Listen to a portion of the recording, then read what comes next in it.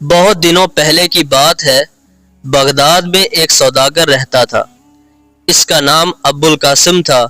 وہ بہت کنجوس تھا اور پیسے پر جان دیتا تھا۔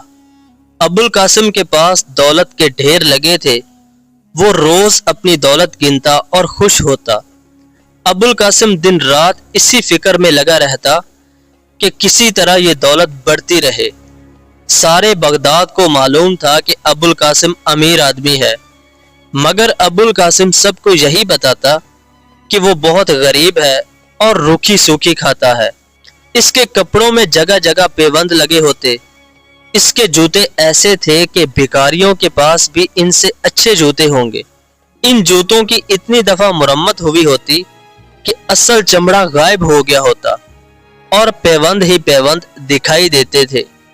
ابوالقاسم کے دوست ان سے کہتے، میاں تم نے تو بھکاریوں کو بھی مات دی ہے۔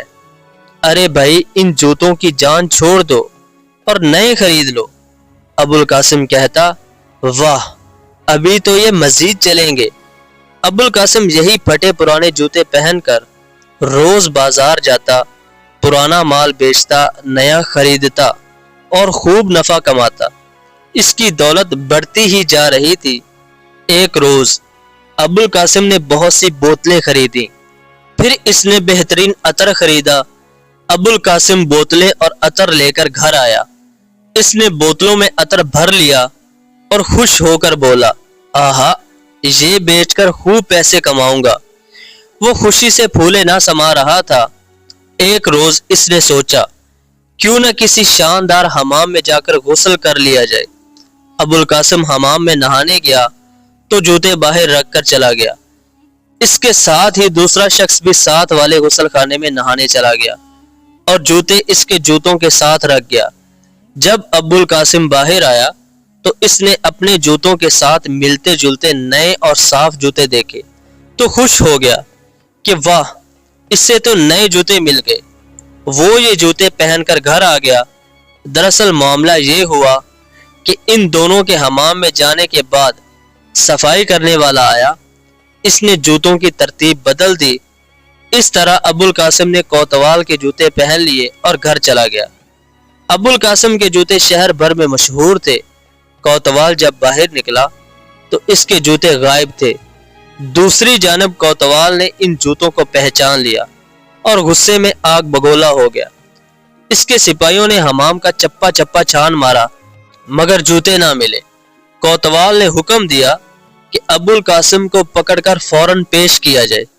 اس کنجوس نے نئے جوتے خریدنے کی بجائے ہمارے جوتے چرا لیے۔ سپاہیوں نے ابوالقاسم کو گرفتار کر لیا اور کوتوال کے پاس لے گئے۔ کوتوال نے اسے 1000 روپے جرمانہ کیا۔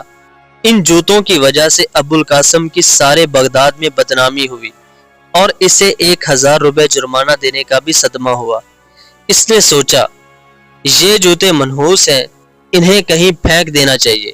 اس نے گھر آ کر کھڑکی کھولی اور جوتوں کو باہر پھینک دیا۔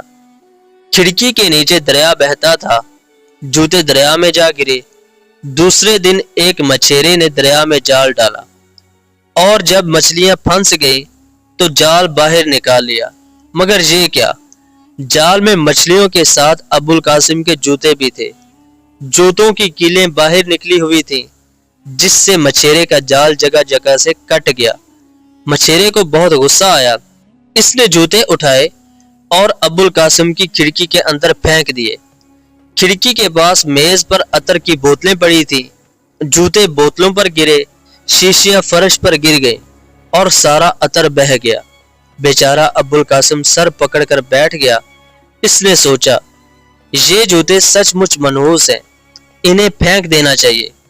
آخر اس کے ذہن میں ایک ترکیب آئی اور خوش ہوا کہ بس یہ ٹھیک رہے گا، میں انہیں زمین میں دبا دوں گا۔ ابوالقاسم باغ میں گیا اور بڑا سا گڑھا کھود کر جوتوں کو زمین میں دبا دیا۔ اتفاق سے ایک پڑوسی اس کے باغ سے باہر کی طرف گزر رہا تھا تو اس نے چھپ کر یہ سارا منظر دیکھ لیا کہ ابوالقاسم زمین میں کچھ دبا رہا ہے۔ پڑوسی دل ہی دل میں کہنے لگا اس کنجوس کو ضرور کوئی خزانہ ملا ہے، تب ہی زمین کھود رہا ہے، ابھی جا کر وزیر کو بتاتا ہوں۔ पड़ोसी ने जाकर वजीर को बताया। वजीर ने अबुल कासिम को बुलाया और इससे पूछा, खजाना कहाँ है? अबुल कासिम ने कहा, कैसा खजाना? मैं तो अपने जूते जमीन में दबा रहा था। वजीर बोला, बेवकूफ, कोई जूते भी जमीन में दबाता है? जरूर तुझे कोई खजाना मिला है, सचमुच बताओ, वरना ऐसी सजा दूंगा जो उम्र भर याद रहेगी। अबुल कासिम बहुत चीखता चिल्लाता रहा, कस्में खाई, मगर वजीर ने एक ना मानी और इसे 10,000 का जुर्माना किया। अबुल कासिम रोता पीटता घर आया। अब तो ये जूते वाकई अजाब बन गए थे। इनकी वजह से इसका हजारों रुपए का नुकसान हो गया था। वो चाहता था कि इन्हें ऐसी जगह फेंकने की जरूरत है जहां इसे कोई ना देख सके। दूसरे रोज अबुल कासिम सुबह सवेरे उठा और शहर से दूर निकल गया जहां एक तालाब था। अबुल कासिम ने जूतों को इस तालाब में फेंक दिया। तब तक इन जूतों को देखता रहा जब तक ये जूते तालाब में अच्छी तरह डूब न गए। इसने सुख का सांस लिया और घर चला आया। वो तालाब कोई मामूली तालाब न था। इस तालाब से एक पाइप के जरिए पूरे बगदाद को पानी पहुंचाया जाता था और यही पानी सारा शहर इस्तेमाल करता था। अबुल कासिम के जूते बहते बहते पाइप में ऐसे फंसे कि पाइप का मुंह बंद हो गया। इस दिन बगदाद वालों को पानी की एक बूंद ना मिली। सारे शहर में कोहराम मच गया। बादशाह के सिपाही दौड़े दौड़े तालाब पर गए। 2 आदमी कश्ती में बैठे। इन्होंने तालाब खंगाला तो इनके हाथ जूते आ गए। सिपाही देखते ही पहचान गए कि ये अबुल कासिम के जूते हैं। इस दफा तो अबुल कासिम बेचारे को 1 माह की जेल हो गई और साथ ही 15,000 रुपए का जुर्माना भी हुआ।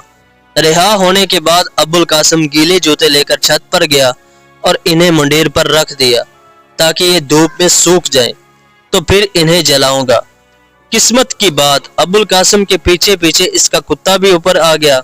अबुल कासिम ने जूते मुंडेर पर रखे तो कुत्ता इनसे खेलने लगा। खेलते खेलते एक जूता मुंडेर से फिसल कर नीचे गिर पड़ा। नीचे बादशाह सलामत की सवारी जा रही थी। जूता ठीक इनके सर पर जा गिरा। बादशाह के सिपाहियों ने जूता पहचान लिया और अबुल कासिम को घसीटते हुए काजी के पास ले गए। इस दफा अबुल कासिम पर इतना भारी जुर्माना हुआ कि वो कंगाल हो गया। वो चीख कर काजी से बोला, इन जूतों ने मुझे बहुत दुख दिया है, मैं तबाह हो गया हूँ। मेरी आपसे गुजारिश है कि अगर जूते फिर कोई गड़बड़ करें तो इसका इल्जाम मुझे ना दिया जाए। इन पर किसी भूत परस्त का साया है। काजी ने अबुल कासिम की दरख्वास्त मंजूर कर ली और अबुल कासिम घर आ गया। अब वो गरीब तो हो ही गया था, लेकिन इसे अकल भी आ गई थी। इसने सबसे पहला काम यही किया कि नए जूते खरीद लिए।